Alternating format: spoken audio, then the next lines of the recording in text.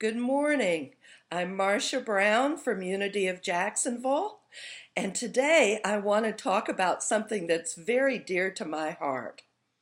So many times we have been in situations where we've had to put what I call the material world first, where we have responsibilities that need to be met. In sometimes looking at these responsibilities, we often forget who we are and what we are about. I saw a movie many years ago that has resonated with me. In fact, I liked it so much that I've bought it for myself, and I still tend to watch it at least once or twice a year.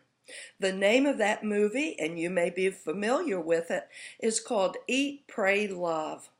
It's the story of a travel journalist that traveled throughout the world writing stories about different cultures, about different countries. She'd come back to her home in New York, work there for a bit with the magazine, and then head out again to another new place.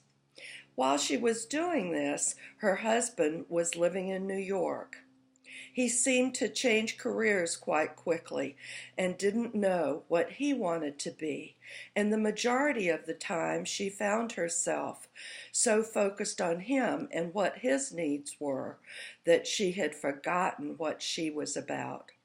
They eventually filed for divorce and divorced, and in doing that, she went through a great deal of pain. This is what started her looking at herself and realizing, what am I about? What do I care about? She said to one of her close friends, "It has been so long since I've gone to a restaurant and savored the food. It's been so long since I've just wandered the shops and enjoyed just window shopping. I need to get away. I need to find myself again." So in this film, our heroine decided that there were three things she needed to do for herself. The first thing she needed to do is take a year away from her job. She decided she wanted to go to Italy, for she felt there was no better place to regain her love of food, her love of cooking, to be able to see the history, and to be able to see the wonderful people that were in Italy. One of the things that struck her was the way that many Italians speak with their hands. She said they just seem so passionate about life, and I'm not even sure who I am anymore or what I need to do for myself. So she planned the first leg of her trip in Italy. She found a small apartment and she wandered the streets of Rome.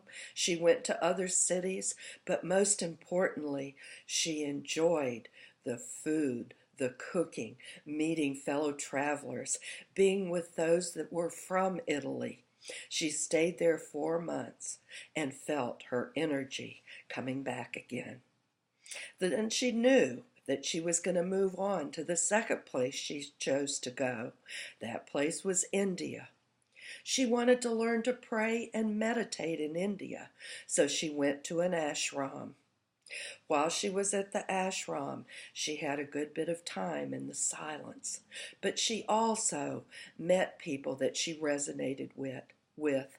She met a particular person from Texas that asked her certain questions about herself and her relationship that she hadn't addressed in many, many years. One of the scenes that warmed my heart was her looking back to her wedding those many years ago. And instead of doing a dance that she and her husband had practiced, her husband asked her to stand still and did a very fast dance around her. This left her baffled, but it showed at the very beginning the type of unpredictable personality that he had. So, yes, even though she spent a great deal of time in the silence, she learned about herself. She learned to sit and to meditate and to pray. Those 4 months in India were as valuable to her in learning more about her spirituality than the time in Italy that she spent learning to relax. And the final leg of her journey was in Bali. And oh, she had visited there one time many years ago as well, and met a medicine man that was quite elderly and spoke so much wisdom. The questions she would ask, he would respond with things that resonated with her. She stayed there for many weeks, and part of that journey had to do with meeting someone special. But before I continue with the last leg of her trip, I would like to read you something from our Bible, from the Living Bible, that she became aware of and realized this was the main thing that she needed to have focused on throughout her life. Let me read it to you now.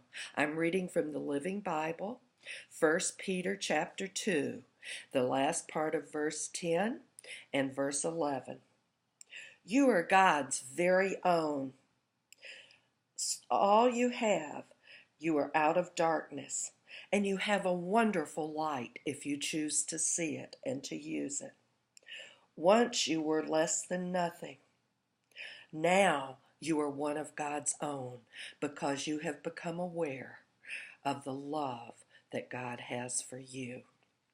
As she did this year abroad, as she circled back and started looking at herself in Bali, meeting with the medicine man. And by the way, while she was meeting with the medicine man, she helped him out as well. He needed some verses written in English. He needed some verses rewritten that had been handed down to him by word of mouth. She spent the time doing that, but she also met a man while she was there. They had a great deal in common. They rode bicycles. They went to the seashore. They loved to sail. When I say went to the seashore, as we all know, Bali's an island, but it gave her a chance to see the wonders of nature, the wonders of the freedom when we put God first. And our God, as it shows in Principle 2, is in every one of us. We just have to awaken. We just have to access that God-given right to find ourselves, to put ourselves worthy of the best that we can be. And not just the best that we can be, we have to know that that good and that good orderly direction is within us.